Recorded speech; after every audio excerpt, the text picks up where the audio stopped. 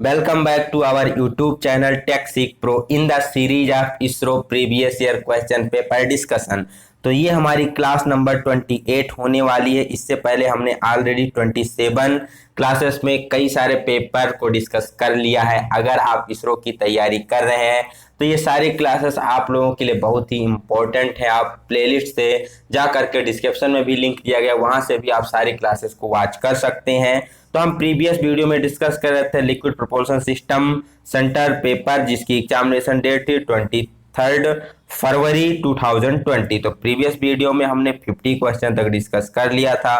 तो इस वीडियो में हम 51 से लेकर के 75 क्वेश्चन तक डिस्कस करेंगे।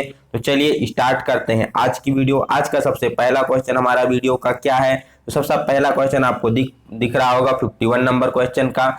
Main alloying element of stainless steel are. Stainless steel में उसके मेन एलॉइंग एलिमेंट की बात की जाए तो कौन कौन से उसमें एलॉइंग एलिमेंट होते हैं स्टेनलेस स्टील में। तो स्टेनलेस स्टील किस किस का मिश्रण होता है, तो स्टेनलेस स्टील का दूसरा नाम होता है 18/8 स्टील। यहाँ पर 18 और 8 का मतलब है 18 होता है क्रोमियम, 8 होता है निकिल। तो इसमें स्टेनलेस स्टील में 18% क्रोमियम 8% निकिल की मात्रा पाई जाती है। तो यहाँ से हमारा ऑप्शन नंबर कौन सा सही हो जाएगा, ऑप्शन नंबर बी सही हो जाएगा। क्रोमियम और निकिल स्टेनलेस स्टील का मेन एलॉइंग एलिमेंट होता है। ठीक, इसी के कारण इसमें कोरोजन मींस ये कोरोजन रेजिस्टेंस होता है, इसमें जंग वगैरह भी नहीं लगती है। नेक्स्ट 52 नंबर क्वेश्चन की बात की जाए तो इसमें पूछा गया which on is having the highest density. निम्नलिखित में से किसकी डेंसिटी, किसका घनत्व सबसे अधिक होता है। ऑप्शन एल्युमिनियम, कॉपर, टाइटेनियम या फिर गोल्ड। तो यहाँ से देखा जाए तो गोल्ड जो है इसका घनत्व सबसे अधिक होता है। मीन्स गोल्ड सबसे क्या होता है, हैवी होता है।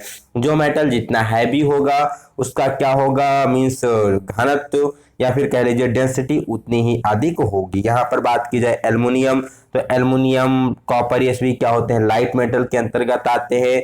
इनकी जो डेंसिटी होती क्या होती है कंपेयर टू गोल्ड, काफी कम होती है। ठीक, तो चलते हैं नेक्स्ट क्वेश्चन की तरफ। तो अगर पूछा जाए आपका लाइटेस्ट मेटल तो एल्युमिनियम हो जाता है, हेवीएस्ट मेटल तो यहाँ से आप गोल्ड की तरफ जा सकते हैं।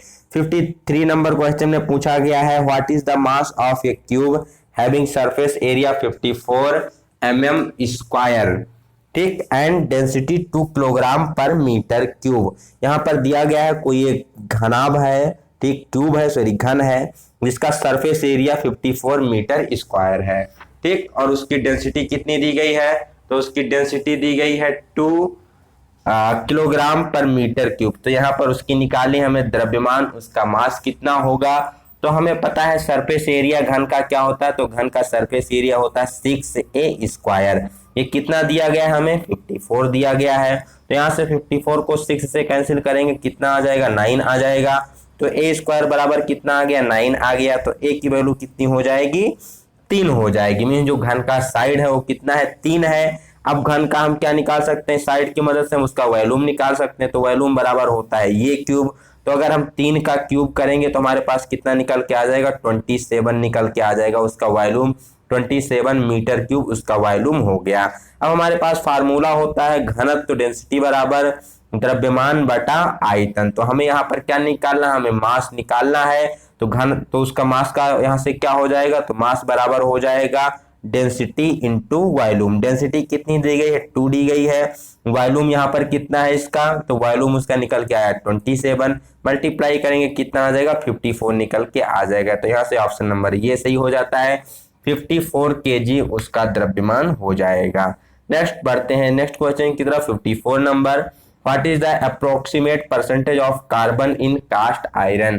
कास्ट आयरन जिसे हम हिंदी में ढलवा लोहे कहते हैं, ढलवा लोहे में कार्बन की कितनी कार्बन परसेंटेज मात्रा पाई जाती है। तो कार्बन परसेंटेज यहाँ पर बात की है तो लगभग 2 से लेकर के 4% कार्बन की मात्रा कास्ट आयरन में पाई जाती है। ठीक है, इसी के कारण क्या होता है, ये ब्रिटिल होता है कार्बन परसेंटेज ज्यादा होने की वजह से ही। यहाँ पर दूसरा पूछा जाता है रॉट आयरन के बारे में, तो उसमें बहुत कम कार्बन पाई जाती है, 0.001 से 0.002 के बीच में पाई जाती है, जो कि बेसिकली सबसे लोहे का शुद्ध रूप होता है रॉट आयरन। नेक्स्ट पूछा जाता है लोहे का सबसे अशुद्ध रूप कौन सा होता है, तो हमारा पिग आयरन होता है। अयस्क से पिग आयरन को बनाने की प्रोसेस स्मेल्टिंग प्रगलन कहलाती है, जिसके लिए हम प्रयोग करते हैं blast furnace. Next, cast iron को बनाने के लिए हम प्रयोग करते हैं क्यूपोला फर्नेस। रॉट आयरन को बनाने के लिए हम प्रयोग करते हैं पुडलिंग फर्नेस, या फिर एस्टन प्रोसेस का भी प्रयोग किया जाता है। आजकल ये पूछा जाता है एस्टन प्रोसेस किसको बनाने के लिए प्रयोग करते हैं, तो रॉट आयरन के मैन्युफैक्चरिंग की प्रोसेस होती है। Next 55 number question, which of the following is true for cast iron. Cast iron के लिए क्या सही है? सबसे पहला, having good corrosion resistance. Second, widely used as cutting tool material. Next, widely used for manufacturing lathe bed, used for manufacturing automobile bodies. तो यहाँ से आपको क्लियर होना चाहिए, कास्ट आयरन में जंग लगता है, कोरोजन रेजिस्टेंस नहीं होता है। कटिंग टूल मटेरियल बनाने के लिए प्रयोग नहीं कर सकते। कटिंग टूल में क्या होता है, इंपैक्ट लोड, शॉकिंग लोड पड़ता है, तो झेल नहीं पाएगा, टूट जाएगा। ऑटोमोबाइल बॉडी में भी प्रयोग नहीं कर सकते, तो कहाँ प्रयोग करते हैं? इसका प्रयोग किया जाता है लेथ बेड के निर्माण के लिए। बेसिकली जितने भी मशीनों के बेड होते हैं वहां पर कास्ट आयरन का ही प्रयोग किया जाता है मशीनों के बेड बनाने के लिए। क्यों? क्योंकि इसमें कंप्रेसिव स्ट्रेंथ बहुत ज्यादा होती है और बेड पर ही मशीन के सारे मींस बेड सारे भार उसी पर केंद्रित होते हैं, तो इसलिए क्या करता है, कंप्रेसिव लोड को ज्यादा से ज्यादा सहन कर लेता है, इसीलिए मशीनों के बेड कास्ट आयरन के बनाए जाते हैं। 56 number question, quantity of mass contained in a body is called. किसी भी पिंड में, किसी भी वस्तु में उपस्थित सामग्री की मात्रा को क्या कहते हैं? तो जितने भी क्वांटिटी किसी ऑब्जेक्ट के अंदर कंटेंट होती है उसे हम क्या कहते हैं? मास कहते हैं। ठीक, क्या कहते हैं उसे? मास। हिंदी में द्रव्यमान के नाम से जाना जाता है। ठीक, जो कि हर जगह पर नियत रहता है, बदलता नहीं है। चेंज क्या होता है हमारा? Weight according to gravitational acceleration के अनुसार जैसे जैसे जी के मान में परिवर्तन होता जाता है, वेट हमारा बदलता जाता है। Next 57 number question, inertia is defined as.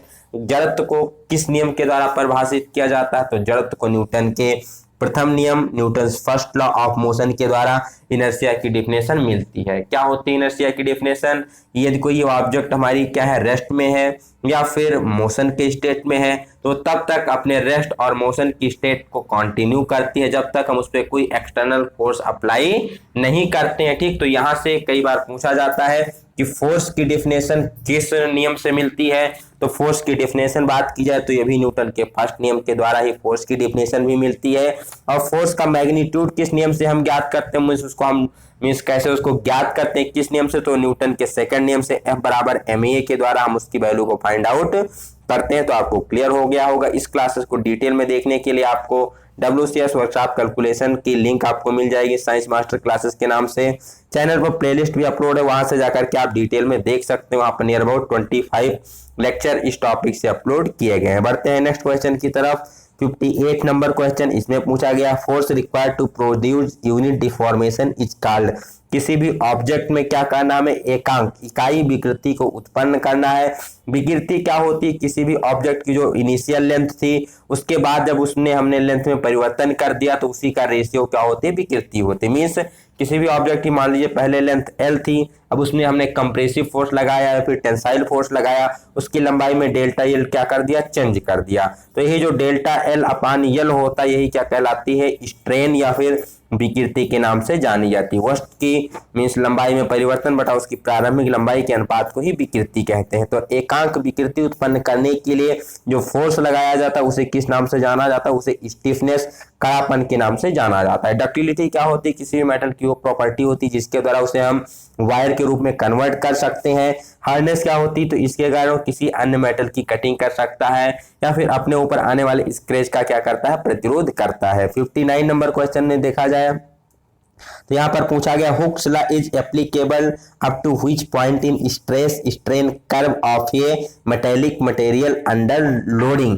भार डालने पर एक धात्विक पदार्थ की जो विकृति प्रतिबल वक्र में किस बिंदु तक हुक का नियम लागू होता है? सबसे पहले आपको यहाँ पर क्लियर होना चाहिए हुक का नियम क्या होता है। तो हुक का नियम बताता है under the elastic limit stress is proportional to strain. Means elastic limit प्रत्यास्थता की सीमा के भीतर किसी भी पदार्थ का जो स्ट्रेस और स्ट्रेन होता है आपस में क्या होता है? समानुपाती होता है। मीन्स प्रतिबल उसकी विकृति के समानुपाती होता है। इस इलास्टिक लिमिट तक अगर हम किसी ऑब्जेक्ट में इलास्टिक रेंज के अंदर किसी ऑब्जेक्ट में हम फोर्स लगाते हैं, डिफॉर्म करते हैं, फिर से हम फोर्स उसको अगर रिमूव कर लेते हैं तो वो मेटल क्या करती है? अपनी शेप को रीगेन कर लेती है।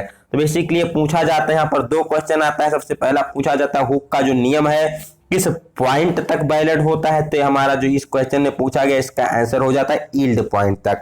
अगर हम यील्ड पॉइंट तक फोर्स लगाते हैं, उसके अंदर सेफ्टी रेंज में हम फोर्स लगाते हैं, तो मेटल हमारा अपने शेप को रिगेन कर ले जाता है, उसमें परमानेंट डिफॉर्मेशन नहीं होती, वहां पर इलास्टिक लिमिट, इलास्टिक रेंज वहां पर होती है। दूसरा क्वेश्चन पूछा जाता है हुक का नियम किस रेंज तक वैलिड होता है, तो अगर रेंज की बात की जाए तो इलास्टिक लिमिट इलास्टिक रेंज हम कह सकते हैं, ठीक। मींस प्रत्यास्थता की जो रेंज होती है उसके अंदर हुक का नियम वैलिड होता है। तो दो क्वेश्चन पूछा जाता है। अगर आपको पॉइंट पूछा जाता है तो क्या सही हो जाएगा, यील्ड पॉइंट सही हो जाएगा।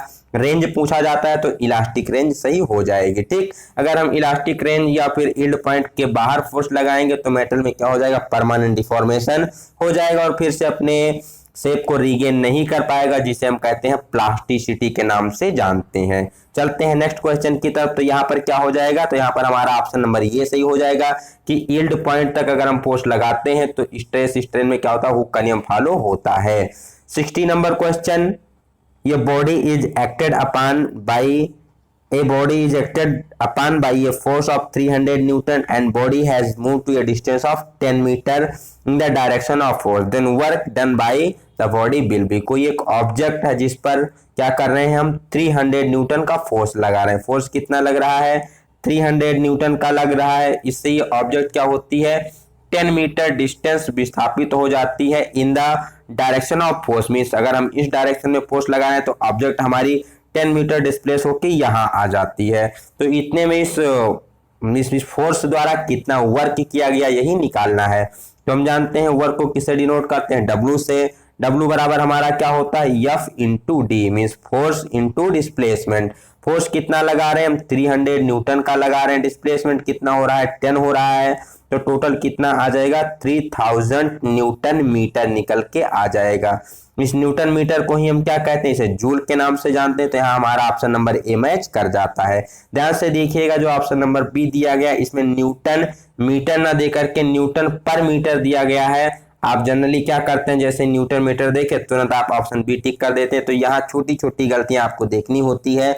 यहाँ पर ऑप्शन न्यूटन पर मीटर दिया गया है, ना कि न्यूटन मीटर दिया गया है। तो ये ऑप्शन हमारा क्या हो जाता है, रॉन्ग हो जाता है। और न्यूटन मीटर को ही हम क्या जानते हैं, जूल के नाम से जानते हैं। इसलिए हमारा ऑप्शन नंबर ये सही हो जाता है, 3000 जूल। तो आशा करते हैं क्वेश्चन भी आपको समझ में आया होगा। नेक्स्ट बढ़ते हैं 61 नंबर क्वेश्चन की तरफ। इसमें पूछा गया है piercing of a bullet fired from a gun into its target is due to। कोई एक गोली जब गन से फायर की जाती है तो अपने टारगेट में वो इंटर कर जाती है, टारगेट को भेदती है। तो इसमें उस समय कौन सी एनर्जी वर्क कर रही होती है, यही बेसिकली यहाँ पर पूछा गया है। तो जब गोली जब तक गन के अंदर होती है उसमें पोटेंशियल एनर्जी होती है। जैसे ही गन से फायर कर दी जाती है गोली, उसमें कौन सी एनर्जी आ जाती है, काइनेटिक एनर्जी आ जाती है, ठीक। तो काइनेटिक एनर्जी के कारण ही गोली क्या करती है, अपने लक्ष्य में पियर्स कर पाती है, लक्ष्य को भेद पाती है। इस पूरे कंसेप्ट को डिटेल में समझने के लिए आप master classes, science master classes की लिंक डिस्क्रिप्शन में दी गई है, उसको देख सकते हैं। 62 number question, more confusing question, capacity to do work is called. सबसे आसान क्वेश्चन और सबसे कंफ्यूजिंग क्वेश्चन। यहाँ पर पावर और एनर्जी में थोड़ी बहुत कंफ्यूजन हो जाती है, तो देख लेंगे। बेसिकली जब पूछा जाता है कैपेसिटी ऑफ डूइंग वर्क, इस कार्य करने की जो क्षमता होती है वो क्या कहलाती है। मीन्स मान लीजिए आपके अंदर कार्य करने की कितनी क्षमता, कितने देर तक आप कार्य कर सकते हैं, तो आपकी क्या होती है, ऊर्जा कहलाती है। मीन्स तो कार्य करने की किसी भी ऑब्जेक्ट के अंदर एनर्जी होती वही क्या होती है, उसकी means efficiency to do the work. Next यहाँ पर पूछा जाता है rate of doing work, means जो कार्य करने की दर होती है वो क्या कहलाती है। हिंदी में थोड़ा सा अंतर आता है।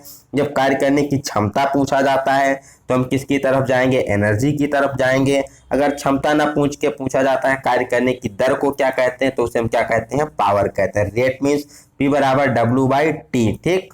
Rate of doing of work is known as power and the efficiency और capacity of doing work is known as energy. तो यहाँ पर ऑप्शन कौन सा सही हो जाएगा, ऑप्शन नंबर सी सही हो जाएगा, एनर्जी। नेक्स्ट बात की जाए 63 नंबर की। चूंकि ये छोटे छोटे जो क्वेश्चन होते हैं इस पर हमें ज़्यादा फोकस करने की ज़रूरत होती है। यही क्वेश्चन हमारे एग्जाम में गलत हो जाते हैं और हम मेरिट में नहीं आते हैं। 63 नंबर क्वेश्चन की बात की है तो यहाँ पर बात की गई है volume of A cone of base radius 3 centimetre and height of 10 centimetre. कोई एक शंख इस प्रकार का है, ठीक है, जिसके बेस का जो रेडियस दिया गया है, ये जो रेडियस है कितना दिया गया है, 3 सेंटीमीटर दिया गया है। इसकी हाइट कितनी दी गई है, 10 सेंटीमीटर दी गई है। तो इसका टोटल वॉल्यूम कितना हो जाएगा, तो सबसे पहले आपको पता होना चाहिए कि कोन के वॉल्यूम का फार्मूला क्या होता है। तो 1/3 पाई आर स्क्वायर एच इसका फार्मूला हो जाता है। नेक्स्ट 1/3 हमारा 1/3 रह जाएगा। पाई की वैल्यू कितनी हो जाएगी, 3.14 हो जाएगी। आर की वैल्यू क्या है, तो आर 3 दिया गया, मीन्स 3 को 2 बार गुणा कर लेना है। एच की वैल्यू कितनी दी गई है, तो एच की वैल्यू 10 दी गई है। यहाँ से 3 से 3 हमारा क्या हो जाएगा, कैंसिल हो जाएगा। 10 को 3 से मल्टीप्लाई करेंगे 30 हो जाएगा, 30 को 3 से मल्टीप्लाई करेंगे 90 हो जाएगा। तो अप्रोक्सीमेट 90 के समथिंग आएगा। तो हमारा ऑप्शन नंबर कौन सा मैच कर जाता है, ए मैच कर जाता है, 94.2 सेंटीमीटर क्यूब। तो यही हमारा ऑप्शन नंबर ये सही हो जाएगा। बाकी अगर आप देखें तो कोई भी ऑप्शन आपका आंसर से मैच नहीं कर रहा है। तो हमें क्या करना है, एक्यूरेट कैलकुलेशन करने में नहीं उलझना है, टाइम वेस्ट नहीं करना है, अप्रोक्सीमेट कैलकुलेशन करके हमें आंसर लगा देना है।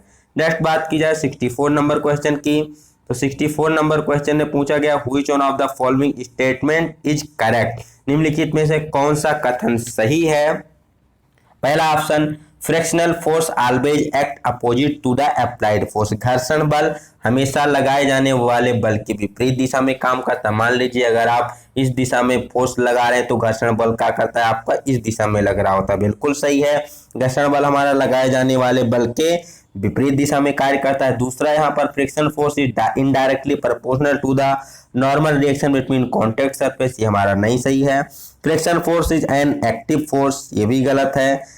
Next, frictional force is independent of area and shape of contact, ये भी हमारा कुछ हद तक सही है। बट यहाँ पूछा गया कौन सा सबसे ज्यादा सही, तो इसमें हम ऑप्शन नंबर ए की तरफ जाएंगे।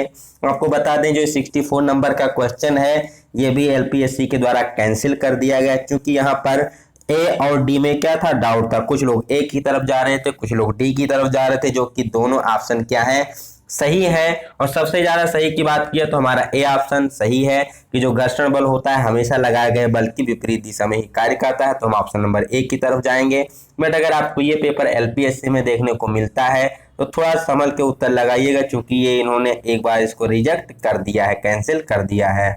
Next 65 number question, ratio of effort arm to load arm is known as, तो इसे हम क्या कहते हैं, इसे मैकेनिकल एडवांटेज के नाम से जानते हैं। देखते हैं कैसे। हमें पता है कि लोड इनटू लोड आर्म, ठीक, लोड इनटू लोड आर्म बराबर होता है एफर्ट इनटू एफर्ट आर्म के, ठीक। अब यहां से अगर हम क्या करते हैं, लोड आर्म को इधर रखते हैं और एफर्ट आर्म को इधर लेके आते हैं, सॉरी मीन्स लोड को इधर रखते हैं और जस्ट मिनट फिर से देखिएगा, लोड इनटू लोड आर्म बराबर होता है effort into effort arm according to the principle of simple machine. तो यहाँ से हम लोड को रोक लेते हैं, एफर्ट को इधर लेके आते हैं तो हमारा बटा में हो जाएगा।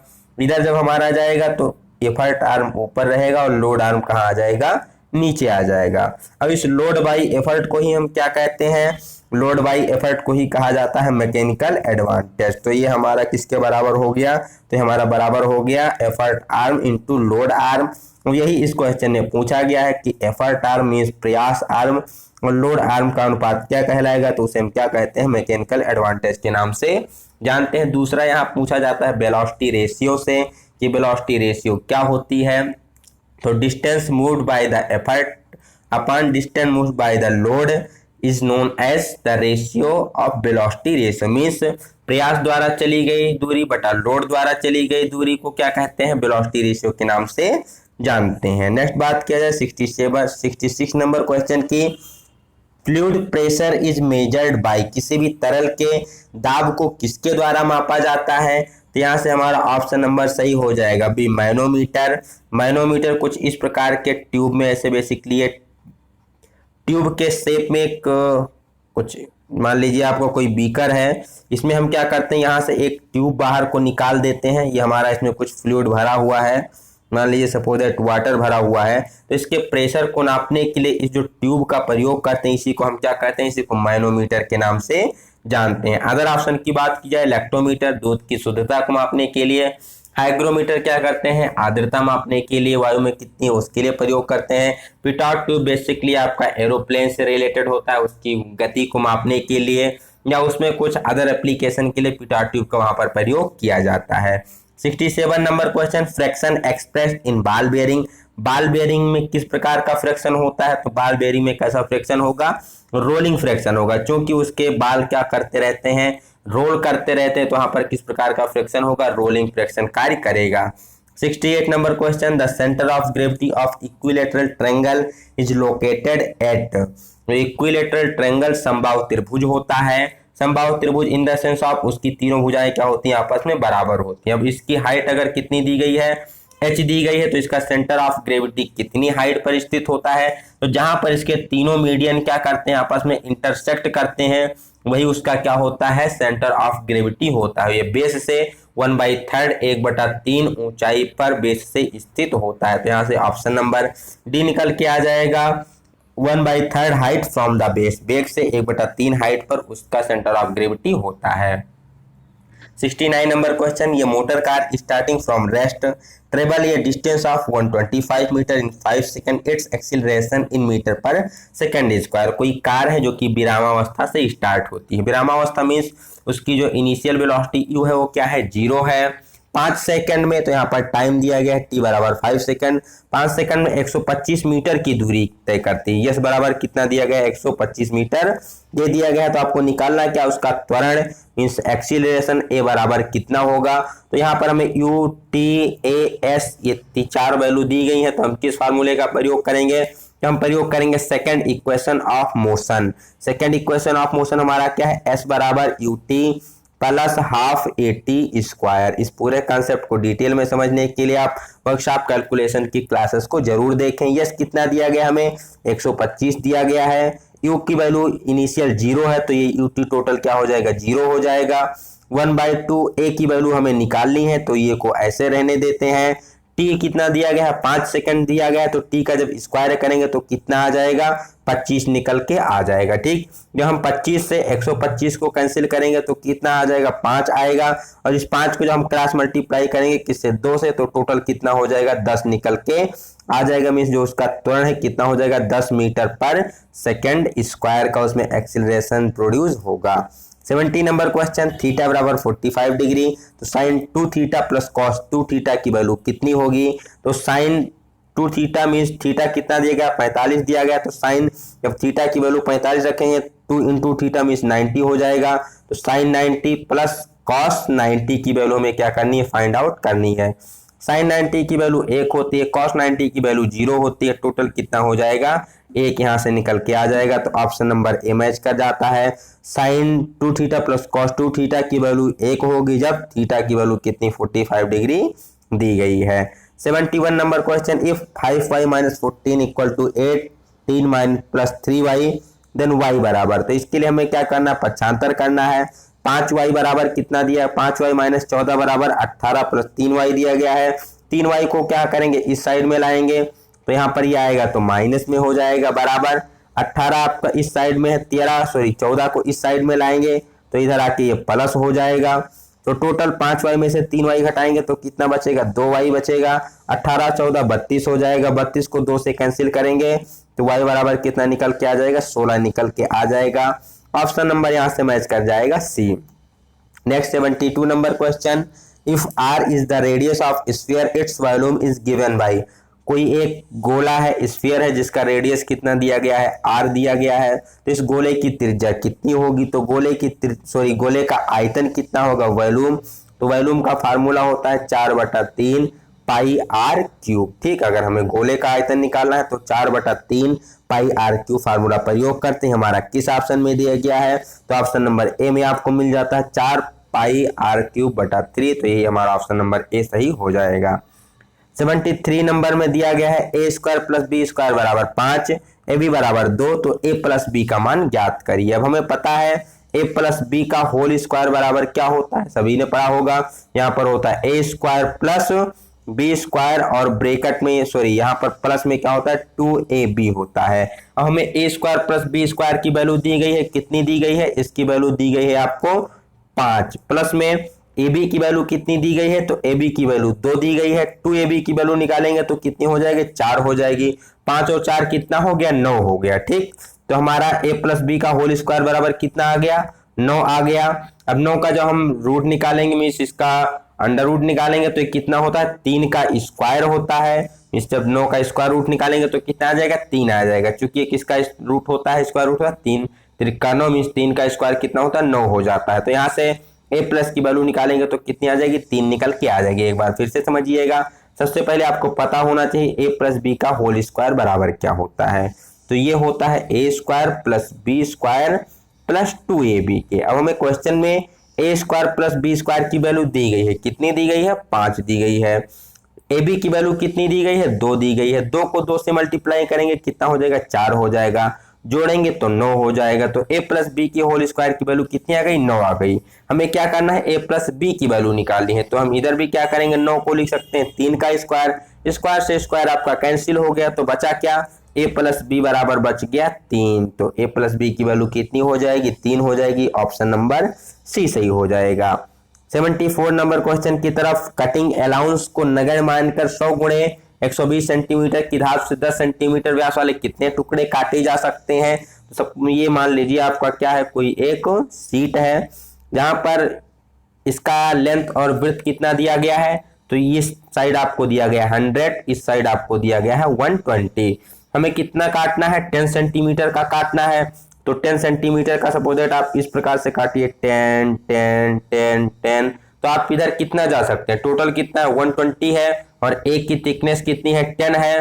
तो 120 को 10 से डिवाइड करेंगे तो कितना आ जाएगा आपके पास, 12 निकल के आ जाएगा। ठीक, तो एक साइड में इधर हम कितना काट सकते हैं 12, और इस साइड में कितना अगर हमें काटना हो तो इस साइड में हम काट सकते हैं, इधर 100 है 10 से डिवाइड करेंगे तो 10 आ जाएगा। मीन्स टोटल हम 12 इंटू 10 मीन्स 120 सीट को हम इससे काट सकते हैं। तो ऑप्शन नंबर हमारा बी सही हो जाएगा। सीट का साइज 100 गुणे 120 है।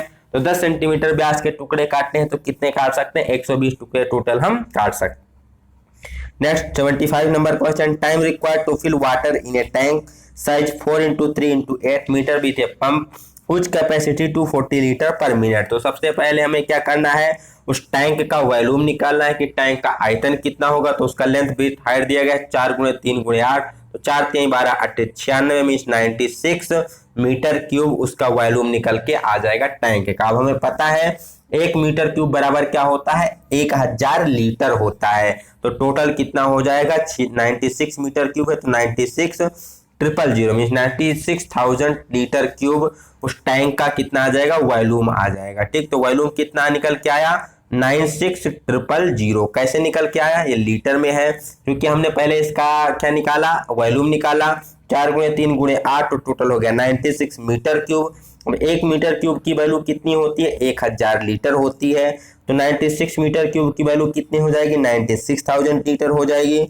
इसको हमें क्या करना है, 240 से डिवाइड करना है क्योंकि 1 मिनट में वो 240 लीटर वाटर फिल कर रहा है पंप। तो कितने मिनट में इस पूरे वॉल्यूम को फिलअप कर देगा, तो इसके लिए हम 240 से डिवाइड कर देंगे। 0 से 0 कैंसिल हो गया, 96 को 24 से कैंसिल करें तो 4 आ जाएगा। बचा हमारे पास 2 0 आपके बगल में आ गए तो टोटल कितना निकल के आ गया, 400 मिनट निकल के आ गया। सबसे पहले क्या करना था, आपको आयतन निकालना था। आयतन निकालने के बाद फार्मूला प्रयोग करना था, 1 मीटर क्यूब बराबर 1000 लीटर। फिर आपको सॉल्व कर लेना था, वैल्यू आपके सामने निकल के आ जाएगी 400 मिनट। इस 400 मिनट में वो पूरे टैंक को क्या कर सकता है, फिल कर सकता है। तो ये थे हमारे 75 क्वेश्चन जो कि हमने 3 वीडियो में डिस्कस किए। वीडियो आपको कैसी लगी कमेंट सेक्शन में जरूर बताएं। अच्छी लगी हो तो अपने फ्रेंड के बीच शेयर करें और वीडियो को लाइक करना ना भूलें। पहली बार चैनल पर विजिट कर रहे हैं तो चैनल को सब्सक्राइब करके बेल आइकन वाला बटन जरूर दबाएं, जिससे आपको आने वाली वीडियो की नोटिफिकेशन सबसे पहले मिलती रहे। तो मिलते हैं नए वीडियो में। आपको बता दें आज हमारे फिटर के सारे पेपर कंप्लीट हो चुके हैं। यदि इससे ज़्यादा आपके पास फिटर के पेपर उपलब्ध हैं जिस पर कोई भी वाटर मार्क नहीं लगा हुआ है तो वो पेपर हमारे आप टेलीग्राम ग्रुप पर या व्हाट्सएप नंबर पर डिस्क्रिप्शन में दिया गया है, उस पर आप मैसेज कर सकते हैं। फिर उसके डिटेल सॉल्यूशन की वीडियो हम आपको प्रोवाइड करवाएंगे। तो नेक्स्ट वीडियो से हम स्टार्ट करेंगे मशीनिस्ट ट्रेड के या फिर टर्नर ट्रेड के जो पेपर है उसको हम स्टार्ट करने वाले हैं। तो मिलते हैं नए वीडियो में नई जानकारी के साथ। तब तक के लिए have a good day, best of luck, bye bye सभी को।